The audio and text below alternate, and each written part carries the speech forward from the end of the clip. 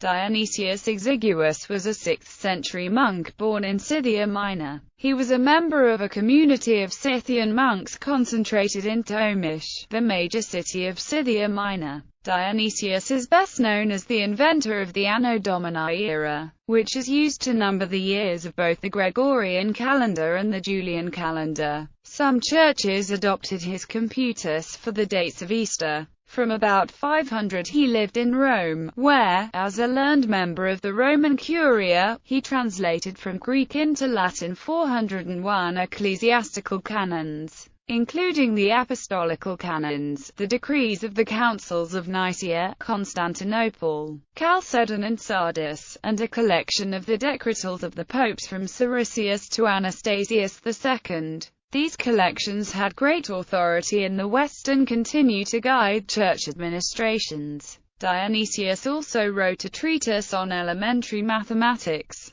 The author of a continuation of Dionysius's computus, writing in 616, described Dionysius as a most learned abbot of the city of Rome, and the Venerable Bede accorded him the honorific abbess, which could be applied to any monk, especially a senior and respected monk, and does not necessarily imply that Dionysius ever headed a monastery. Indeed, Dionysius's friend Cassiodorus stated in Institutionis that he was still a monk late in life. Origins. According to his friend and fellow student, Cassiodorus, Dionysius, although by birth a Scythian, was in character a true Roman, most learned in both tongues. He was also a thorough Catholic Christian and an accomplished scripturist. The use of such an ambiguous, dated term as Scythian raises the suspicion that his contemporaries had difficulties classifying him, either from lack of knowledge about him personally or about his native land, Scythia Minor.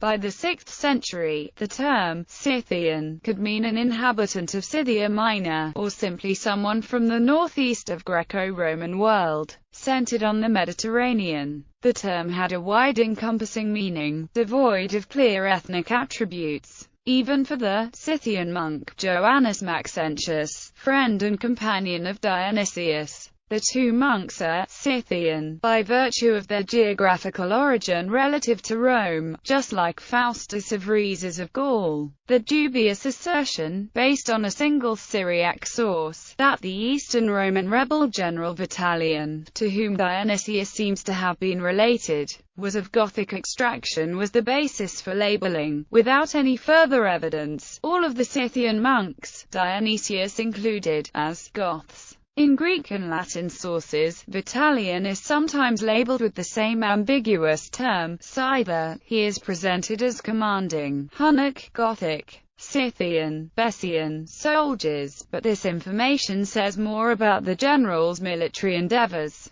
and bears little relevance to clarifying his origins. Furthermore, since none of the Scythian monks expressed any kinship, by blood or spiritual, with the Arian Goths who at that time ruled Italy, a Gothic origin for Dionysius is questionable. Vitalian seems to have been of local Latinized and Getic stock, born in Scythia Minor or in Moesia. His father bore a Latin name of Patricius, while two of his sons had Thracian names and one of Gothic name. By the time of the flourishing of the Scythian monks, the provinces from the lower Danube, long since Latinized, were already a center for the production of Latin-speaking theologians. Most likely Dionysius was also of local Thraco-Roman origin, like Vitalian's family to whom he was related, and the rest of the Scythian monks and other Thraco-Roman personalities of their era. Works and translations. Dionysius translated standard works from Greek into Latin, principally the Life of Saint Pachomius, the Instruction of Saint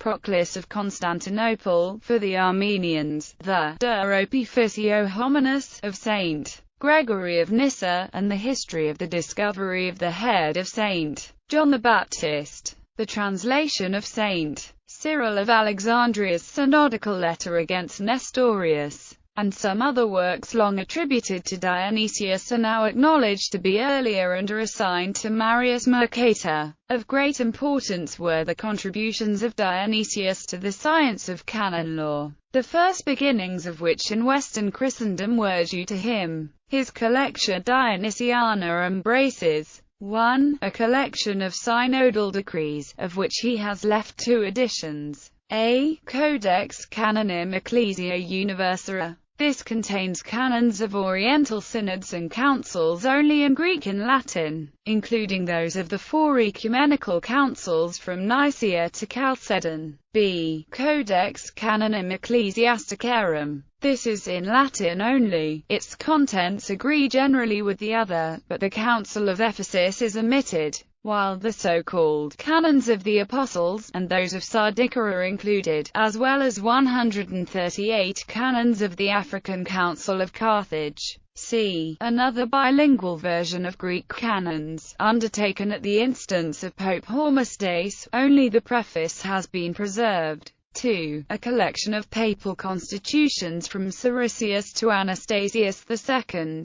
Anno Domini. Dionysius is best known as the inventor of the Anno Domini era, which is used to number the years of both the Gregorian calendar and the Julian calendar. He used it to identify the several Easters in his Easter table, but did not use it to date any historical event. When he devised his table, Julian calendar years were identified by naming the consuls who held office that year. He himself stated that the present year was the consulship of Probus Jr., which he also stated was 525 years since the incarnation of our Lord Jesus Christ. How he arrived at that number is unknown, but there is evidence of the system he applied. He invented a new system of numbering years to replace the Diocletian years that had been used in an old Easter table because he did not wish to continue the memory of a tyrant who persecuted Christians. The Anno Domini era became dominant in Western Europe only after it was used by the Venerable Bede to date the events in his ecclesiastical history of the English people, completed in 731. There exists evidence that Dionysius' desire to replace Diocletian years with a calendar based on the incarnation of Christ was to prevent people from believing the imminent end of the world.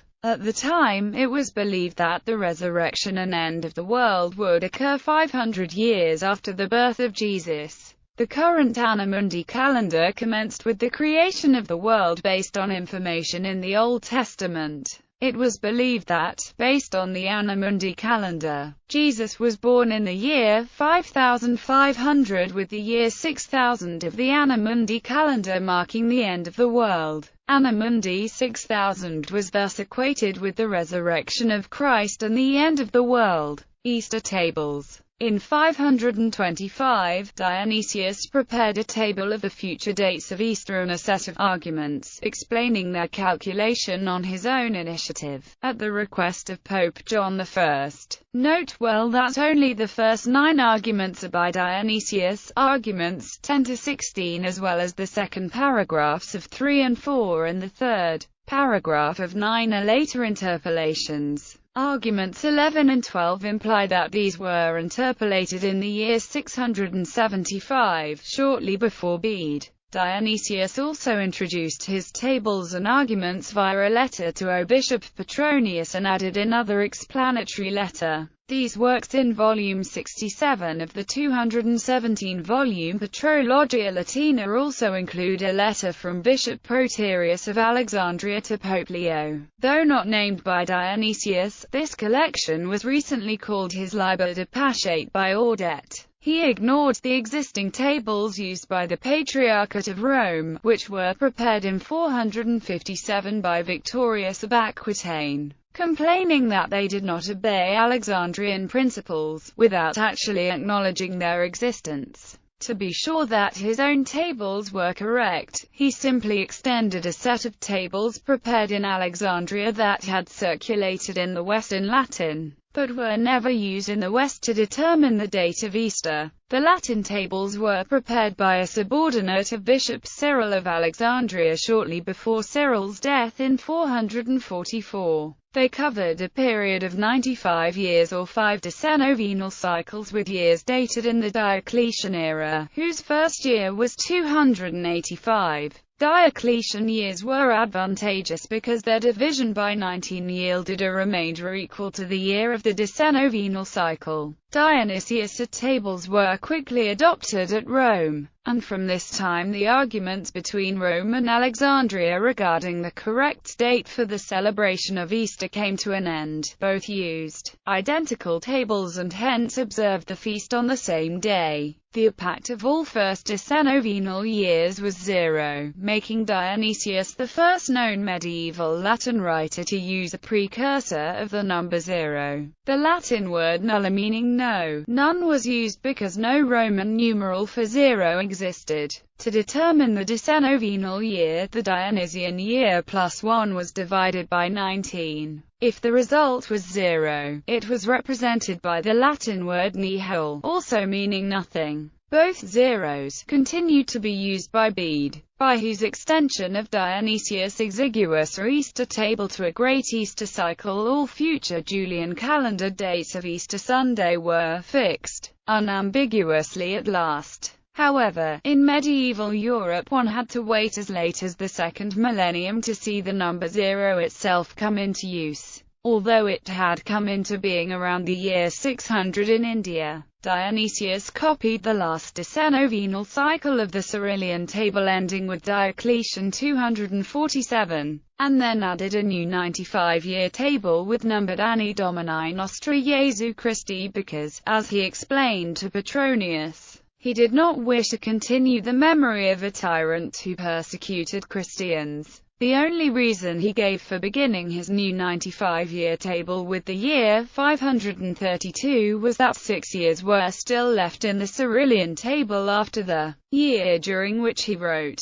For the latter year he only stated that it was 525 years after the incarnation of Christ, without stating when the latter event occurred in any other calendar. He did not realize that the dates of the Alexandrian Easter repeated after 532 years. Despite his apparent knowledge of the Victorian 532-year cycle, indicating only that Easter did not repeat after 95 years, he knew that Victorian Easters did not agree with Alexandrian Easters, thus he no doubt assumed that they had no bearing on any Alexandrian cycle. Furthermore, he obviously did not realize that simply multiplying 19 by 4 by 7 fixed the Alexandrian cycle at 532 years. Otherwise he would have stated such a simple fact. Most of the British Church accepted the Dionysian tables after the Synod of Whitby in 664, which agreed that the old British method should be dropped in favour of the Roman one. Quite a few individual churches and monasteries refused to accept them, the last holdout finally accepting them during the early 10th century.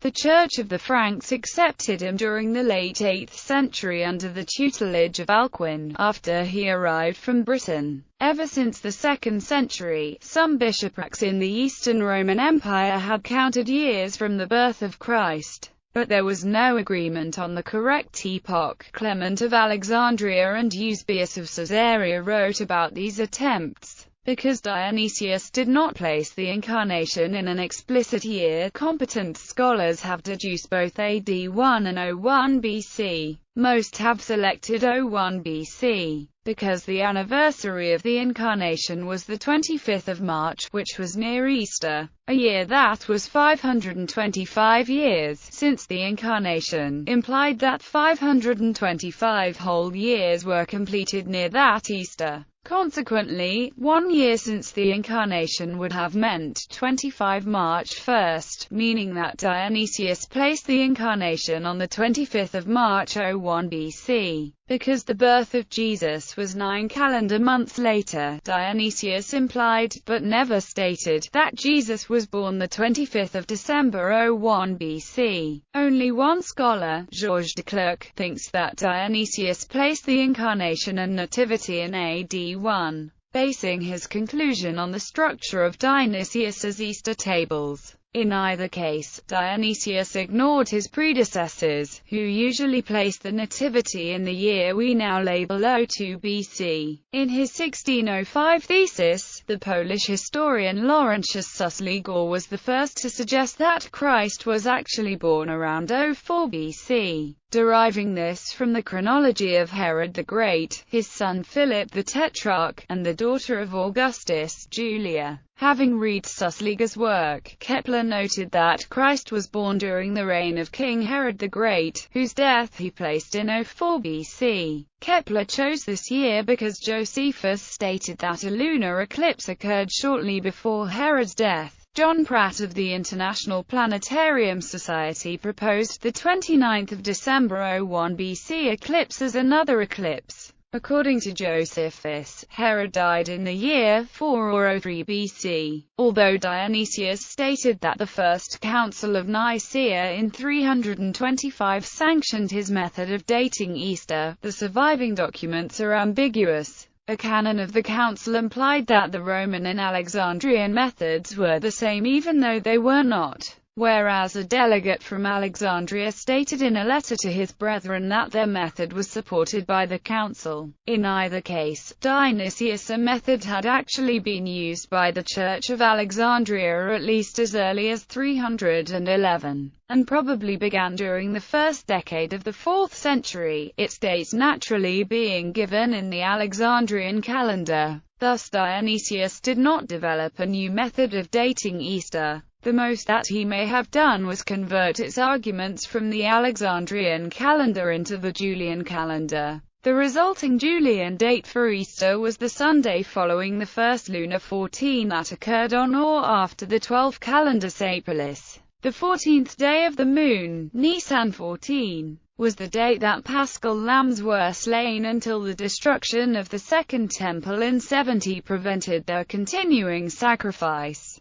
as well as the day when all leavened breadcrumbs had to be collected and burned. Hence Nisan 14 was the day of preparation for Passover. Alexandria may have chosen it because it was the day that Christ was crucified according to the Gospel of John, in direct contradiction to the Synoptic Gospels, who state that he was crucified after he ate the Seder, his Last Supper. Then and now, the Seder was eaten after sundown at the beginning of Nisan 15. Because Dionysius's method of computing Easter used dates in the Julian calendar, it is also called the Julian Easter. This Easter is still used by almost all Orthodox churches. The Gregorian Easter still uses the same definition, but relative to its own solar and lunar dates.